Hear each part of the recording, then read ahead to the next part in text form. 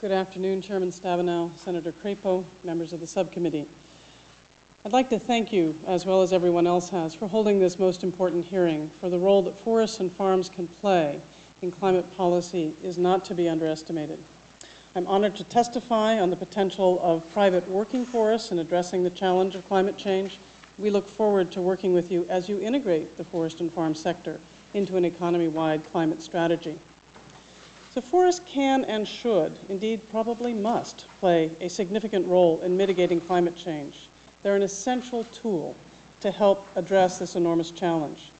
Their inclusion will enable more cost-effective, rapid, and durable climate gains, which will also catalyze multiple additional economic and public benefits from our forests, from sustainable clean energy alternatives to ecosystem restoration to hundreds of thousands of new sustainable jobs. Harnessing the power of our forests in climate policy will harness a key competitive advantage of the United States in the burgeoning global climate marketplace. Taking advantage of our nation's natural assets, deploying their proven capacity, if you will, they're the original carbon capture and storage, will help heal our climate. They can absorb excess CO2 from the atmosphere and store it safely for hundreds to thousands of years in the forest, in products, and in substituting for fossil fuels. As you mentioned in your kind introduction, I'm president of the Pacific Forest Trust, the nation's leading nonprofit organization dedicated to protecting America's private working forests for their many public benefits, including climate stabilization. And I would suggest, as our prior speaker has, that this indeed may be their most important contribution now.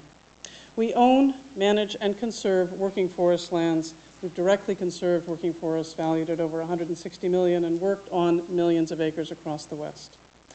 But we have also been instrumental in advancing the role of forests in California's climate change policies, which are the first economy-wide in the country, in the Northeast Regional Greenhouse Gas Initiative, the Western Climate Initiative, in Washington State, and a number of others. We've worked on this issue since 1993. So in my remarks today, I will address the potential of forests in offsetting and reducing net carbon dioxide emissions, as well as the lessons learned from our experience in California developing climate policy and climate markets, where we have in fact developed the first state-compliant project to meet emissions reductions targets, and we've now sold over 80,000 tons of emissions reductions into this country's first pre-compliance market. Our experience shows that forest emissions reduction projects are realistic, cost-effective, and practical tools. They conserve and restore private working forests, they economically sustain forest owners, and they ensure the long-term delivery of public benefits from water to wildlife as well as wood. And in addressing the challenge of climate change, we welcome your inclusion of these sectors in order to create an effective economy-wide system.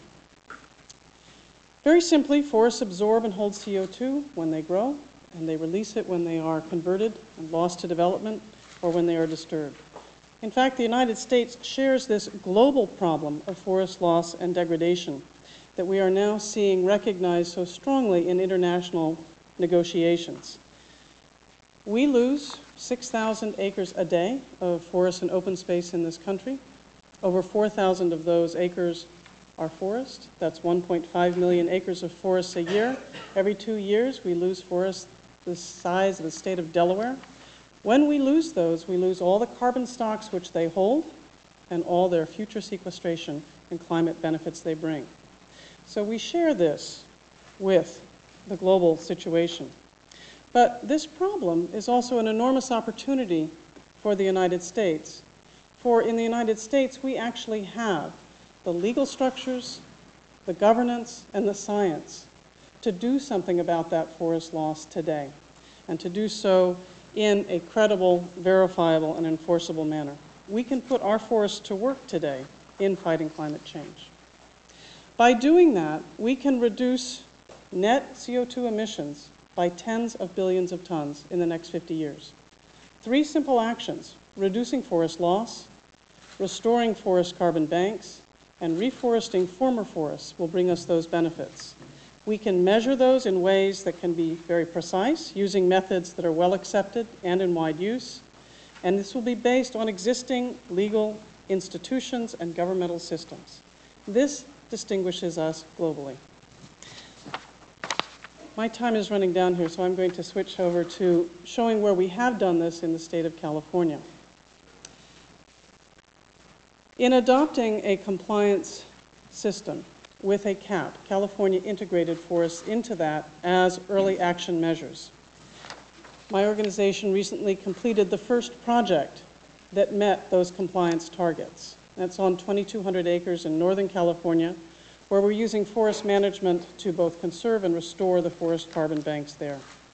We recently sold 60,000 tons of certified emissions reductions to NatSource, a leading global emissions and renewable energy asset manager, which purchased these tons. This is their first investment in the United States of any sort. They purchased these believing that forest offsets are a key policy tool in the portfolio of activities to address climate change. A number of other purchases have as well been made, such as by our governor and by the speaker, who wanted to have high-quality state-backed emissions reductions. But the project is also providing other public benefits, sustainable flows of harvest of timber, and the restoration of habitat for endangered species, and indeed spotted owls have recently been sighted on the property. So we're managing for climate, for timber, and for spotted owls. We are adding a net asset value, net present value of over $2,000 per acre for this landowner. And that's not negligible, and that is complementary to sustainable timber. So these forest offset projects are an important step in developing a robust carbon market. We've received countless inquiries for purchasing these emissions reductions and from landowners to create these emissions reductions. What this shows is that when you have the right policy, the market will follow. In looking at federal cap and trade legislation, incorporating a system such as in California's will create the kinds of incentives that private landowners need to manage their lands to produce the climate benefits we need to address climate change. In doing so, we can provide also hundreds of thousands of clean, very green jobs through managing our forests for these products.